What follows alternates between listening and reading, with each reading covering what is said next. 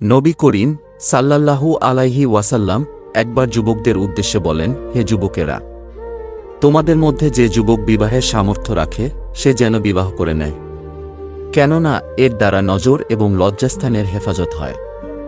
আর যার সামর্থ্য নেই তার কর্তব্য হল রোজা রাখা, কারণ রোজা দ্বারা নফসের কামনা কমে আসে। সহিহ বুখারী।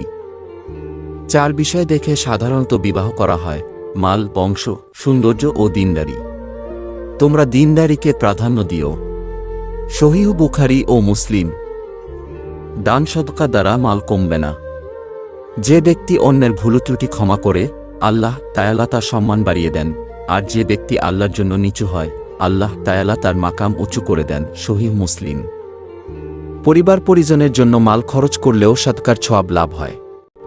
সহিহ বুখারী ও মুসলিম। যে মানুষের ওপর দয়া দেখায় না আল্লাহ তার ওপর রহম করেন না। সহিহ বুখারী ও মুসলিম। মানুষের ওপর জুলুম নির্যাতন কিয়ামতের দিন অন্ধকার রূপ ধারণ করবে। সহিহ বুখারী ও মুসলিম। তুমি দুনিয়াত বসবাস করো মুসাফির বা পথিকের ন্যায়। সহিহ বুখারী। আত্মীয়তার সম্পর্ক ছিন্নকারী জান্নাতে যেতে পারবে না। সহিহ বুখারী ও মুসলিম। যে ব্যক্তির অনিষ্টতা থেকে প্রতিবেশী নিরাপদ নয় সে জান্নাতে যেতে পারবে না। সহিহ বুখারী ও মুসলিম। কোনো ব্যক্তি মিথ্যুক হওয়ার জন্য এতটুকুই যথেষ্ট যে কোনো কিছু শুনে যাচাই বাছাই না করে তা অন্যের কাছে বলে দেয়া। সহিহ মুসলিম। বর্তমানে হাওয়ায় কত সংবাদ ভেসে বেড়ায়। হুজুগে সেই সংবাদের ভিত্তিতে বিভিন্ন পদক্ষেপ নিয়ে ফেলি বা প্রস্তুতি চলে, পরে শোনা যায় তেমন কিছুই না। রাসূল সাল্লাল্লাহু আলাইহি ওয়াসাল্লাম এর এই হাদিসের শিক্ষা আমাদের মাঝে থাকলে বহু ফেতনা কমে যেত। বিধবা ও ইয়াতিমকে সাহায্যকারী আল্লাহর রাস্তায় মুজাহিদের ন্যায় সওয়াব লাভ করবে।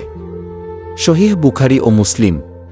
প্রকৃত মুসলমান ওই ব্যক্তি যার হাত ও জবান থেকে অন্য মুসলমান নিরাপদ থাকে। সহিহ বুখারী। তোমাদের কেউ মুমিন হতে পারবে না যতক্ষণ না নিজের জন্য যা পছন্দ করো অন্যের জন্য তা পছন্দ করো। বুখারী।